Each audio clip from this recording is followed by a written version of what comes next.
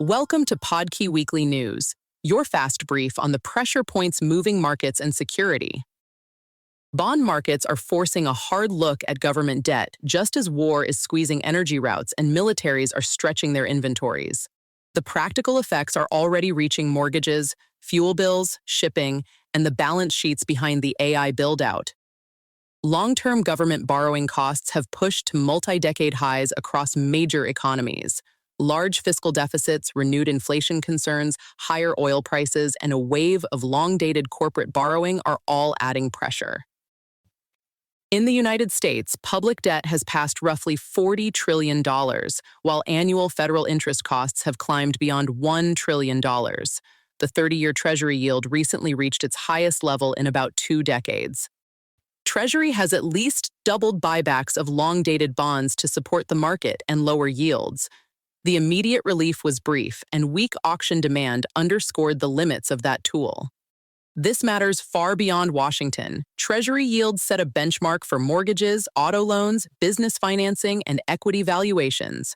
Mortgage rates near 6.7% keep housing affordability under pressure, while rising interest costs narrow the federal government's room to maneuver. The AI infrastructure race is tied directly into that bond market story. Major technology companies have reportedly accumulated around $3 trillion in future non-cancelable commitments for chips, equipment, leases, and data centers. Many of those obligations sit outside the most visible debt measures, and companies are also issuing long-dated bonds to fund construction. If AI demand or profitability falls short, expensive capacity and fixed commitments could remain in place for years. Watch corporate bond issuance, data center project delays, and disputes over power, water, and local approvals. Those are becoming practical constraints on how quickly the AI buildout can continue. The conflict around Iran is creating an immediate energy and shipping risk. Washington's economic pressure campaign, combining sanctions and naval measures, has sharply reduced oil traffic through the Strait of Hormuz. The strait handled roughly 20 million barrels a day before the war. Reported flows fell to about 5 million barrels a day in July, feeding fuel price increases and wider volatility across energy markets. The United States is threatening secondary sanctions against countries and intermediaries that assist Iran. China is the central test, given estimates that it purchases 80 to 90% of Iran's oil. Gulf states, including the UAE and Oman, face difficult choices between regional commercial ties and U.S. pressure. Risks extend into the Red Sea, where Houthi attacks and other incidents are raising costs and rerouting ships.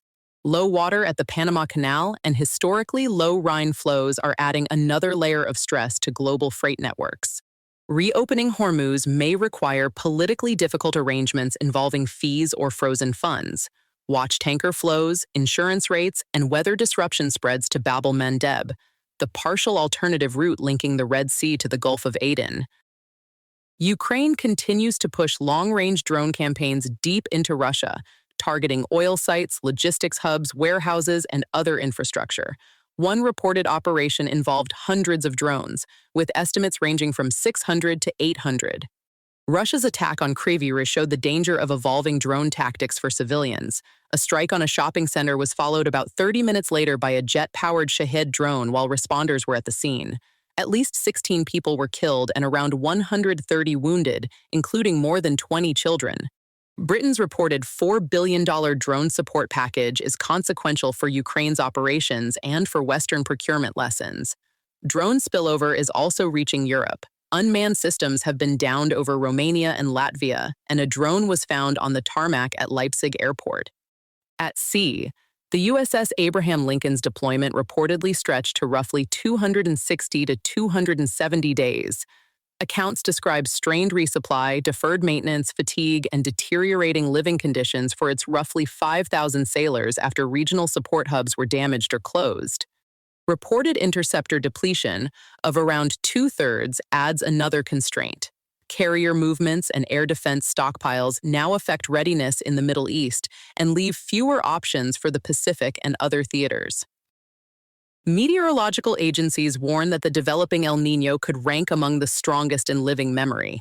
Sea surface temperature anomalies have risen from about zero point 0.5 degrees Celsius above average in June toward a projected 2 to 4 degrees, with a peak around November or December. The pattern is already affecting monsoons, crops, and water supplies. India faces crop and water stress and approved duty-free raw sugar imports after local prices rose more than 40%. East Africa and the Panama Canal face drought pressure, while parts of South America are seeing heavy rain and flooding. El Niño is unfolding on a warmer global baseline, which amplifies heat, drought, and flood extremes. United Nations estimates suggest up to 15 million additional people could face food shortages. Watch harvest conditions, canal capacity, and food price measures in vulnerable importing countries. Employers expect healthcare costs to rise more than 11% next year, the steepest projected increase in over 2 decades. Average employee costs under employer-sponsored coverage are reported around $5,300 this year, with higher deductibles and out-of-pocket spending likely to follow. GLP-1 weight loss drugs are creating a separate consumer market shift. Analysts project use by tens of millions of Americans, potentially reaching 55 million by 2035. Lower calorie consumption could cut deeply into packaged food and beverage demand, with some estimates putting the industry revenue impact at $30 to $55 billion annually by 2030. Food companies are responding with smaller portions and products aimed at protein and fiber. The larger question is how quickly drug adoption translates into durable changes in household purchasing. That's the standing brief for Podkey Weekly News. Watch yields, tanker flows, and military inventories first, because each can quickly spread pressure across the wider economy. This episode was generated by Podkey. Create your own at podkey.fm.